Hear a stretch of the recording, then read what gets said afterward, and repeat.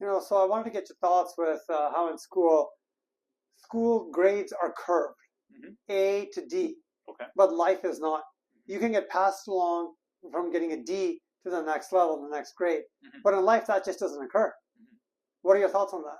So, in terms of the bell curve and looking at averages, you have to base off what your sample size is. So I'll give an example. In high school, like 51% is a pass, right? If you Mhm. go to a public high school, you're incorporating maybe people who are elite and people who can't even do grade 7 math, right? And if you're getting 51% pass, you're still passing the class, but that's not good enough for real life.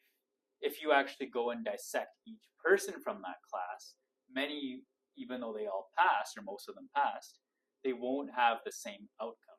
You could meet surgeons and alcoholics in that same class, right? If you did some kind of audit 10 years later.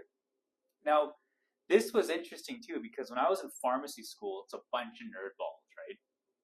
Nerds, geeks, just keeners, all in one pool.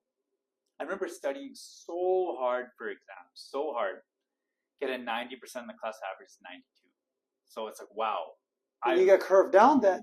Yeah, you get curved down, right? Yeah, and you're at the top of your class. Yeah, and that's the problem, right? It's like, well, how am I supposed to master this material anymore?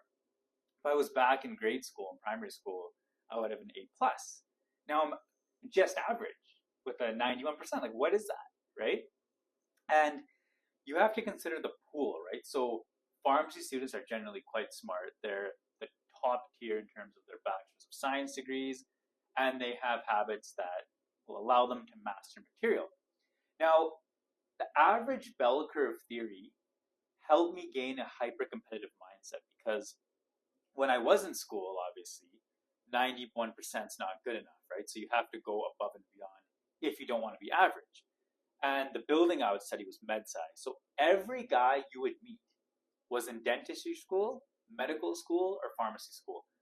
Top tier people. When they meet you, they would say, how many research papers have you done? So I grew up in the later years of my life, mid to late 20s, thinking life was going to be so hard. Like every guy you meet is just balling. They come from a super rich family. They're really smart. And I had to develop certain habits because I wanted to obviously, try to blend in or become better than these guys. And then when I got to the real world, so the real workforce, day to day job, you're walking down the street, going to the grocery store, you realize what the average person really is. But by being involved with this environment that was hyper competitive, I now have an edge. So I'm sicker than your average, quote unquote. Yeah, you rose your level Yeah. as time moved on. And we're not sitting here saying there's anything wrong with taking a break Hmm. for yourself, going on vacation. Maybe you go to a nice restaurant. Hmm. Those things are great ways to get an outlet. When I used to be obese, Hmm. every day was I guess we can say an average day. But for me, an average day consisted of overeating. It was my last meal on earth every day. Hmm. For me, that was average. Yeah. But then I want to get better. Yeah.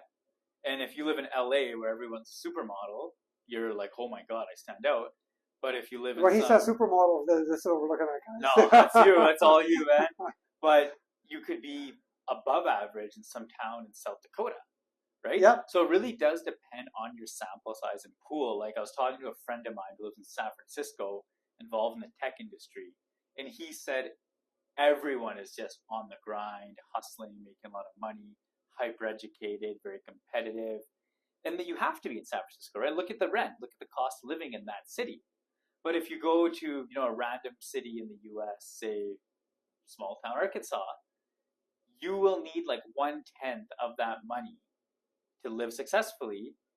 Nobody in your town went to college or university, so finishing high school is good enough. You're above average. But then you ask yourself, is your quality of life that much better? Right? No. Average in the small town we discussed means shooting guns and drinking beers with the boys on the weekends, living in some shitty shack, never leaving your town. But being average in San Francisco means making a lot of contributions in business and tech industry, whatever, living in a nice place, nice house, living in a beautiful city with a lot of opportunity. So I think the key of the message, guys, is that there's some guys you meet, farmers, for example, right? A lot of guys that grew up in these farm communities, the ones that get out tell me, I'm the only guy in my whole town of like 800 people that went to post-secondary, and all my friends are bums, they're married, they've reproduced in that town. They're never going to leave that town. And then you meet a guy from some elite place in Toronto where everyone, the neighbors, family, friends are, making six figures just out of university, right? That because they went and became better. So the fact is that defining average based on your locality can destroy you if you're basing it off the people around you. So I challenge you guys to define your average. Remember, define it as what do you want to exceed.